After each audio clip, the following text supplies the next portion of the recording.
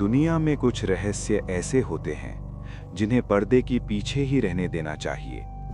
अक्सर हम जिसे शैतान समझते हैं वो हमें किसी बड़े खतरे से बचा रहा होता है, और जिसे हम चमत्कार समझते हैं वो हमारी मौत का जाल हो सकता है। आज की कहानी शिमला के उन पहाड़ों की है जहां एक पुराना कॉन्वेंट स्कूल सेंट मैरीज खड़ा है। कहते हैं वहां एक नन की परछाई दिखती है, लेकिन वो कोई ऐसी वैसी आत्मा नहीं थी।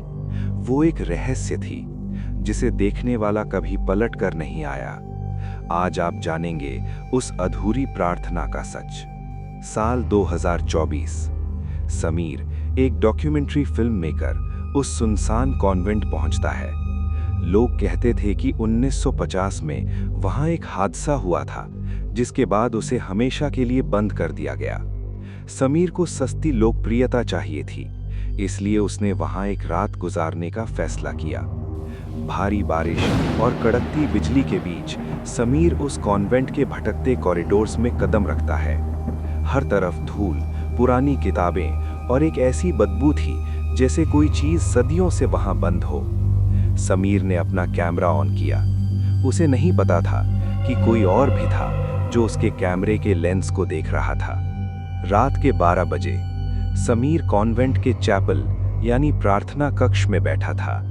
अचानक उसे एक अजीब सी आवाज सुनाई दी, जैसे कोई माला फेर रहा हो। समीर ने टॉर्च जलाई।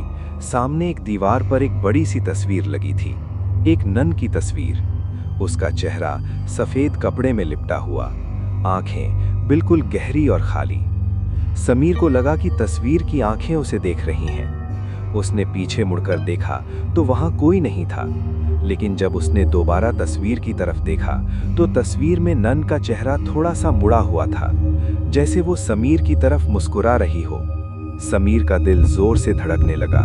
उसने वहां से निकलने की कोशिश की, लेकिन चैपल का भारी दरवाजा अपने आप बंद हो गया। पूरे कॉन्वेंट में वो गूंज फैल गई। समीर ने चिल्लाने की कोशिश की, पर उसकी आवाज उसके गले में ही फंस गई। तभी कॉरिडोर से एक लंबी परछाई गुजरी, एक काला गाउन और सिर पर सफेद घूंघट। The nun. वो धीरे धीरे समीर की तरफ बढ़ रही थी। उसके चलने की आवाज नहीं थी, सिर्फ उसकी माला के मोतियों के टकराने की आवाज थी। Clink clink clink. समीर भागते हुए बेसमेंट की तरफ गया। उसे लगा वहां से कोई रास्ता होगा, लेकिन वो नहीं जानता था कि वो मौत के मुंह में जा रहा है। बेसमेंट में एक पुराना लॉकर रूम था। वहां पहुंचते ही तापमान बिल्कुल गिर गया। समीर ने देखा कि वो नन उसके बिल्कुल सामने खड़ी है। समीर चीखा, कौन हो तुम? क्या चाहिए मुझसे? लेकिन वो नन कुछ नहीं बोली। उसने धीरे से अपना हाथ उठाया और दीवार की तरफ इशारा किया। समीर ने टॉर्च की रोशनी वहां डाली तो उसकी रूह कांप गई। दीवार पर खून से एक बड़ा सा क्रॉस उल्टा बना हुआ था और उसके नीचे लिखा था, मैं उसे रोकने की कोशिश कर रही हूं। तभी समीर ने महसूस किया कि उस नन के पीछे से एक बहुत बड़ा भयानक काला साया निकल रहा है। वो साया नन नहीं थी, बल्कि वो नन तो उस साये को बेसमेंट में कैद करके रखी थी। समीर ने देखा कि वो नन रो रही थी। उसकी आंखों से खून बह रहा था।